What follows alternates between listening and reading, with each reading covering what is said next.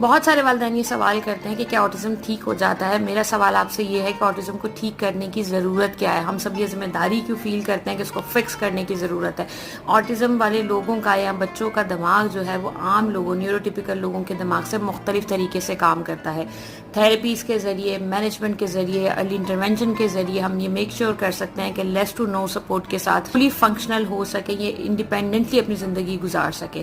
لیکن اگر آپ یہ ایکسپیکٹ کرتے ہیں کہ تھراپیز کے ذریعے سے ایک نیوروٹیپیکل برین اور نیورو ڈائیورجنٹ برین ایک جیسا ہو جائے گا تو یہ ڈیفینیٹلی ناممکن ہے. اور یہ بات میں نہیں کہہ رہی، یہ بات ریسرچرز کہتی ہیں. سو جب تھراپسٹ سے بات کہتے ہیں تو بہت دفعہ لوگ کہتے ہیں کہ ہمیں مایوس کر رہے ہیں. ہم آپ کو مایوس تب کریں جب ہم آپ سے کہیں کہ آپ کا بچہ بہتر نہیں ہو سکتا، فلی فنکشنل نہیں ہو سکتا، انڈیپینڈنٹ نہیں ہو سکتا. یہ مایوسی کی بات ہے. لیکن ہم آپ سے یہ کہہ رہے ہیں کہ آٹزم کے باوجود اگر آپ اس کو مینج کرتے ہیں، تھراپیز پرووائڈ کرتے ہیں، تو دیر آر فیئر چانسز کہ آپ کا بچہ انڈیپینڈنٹ لائف اپنی آگے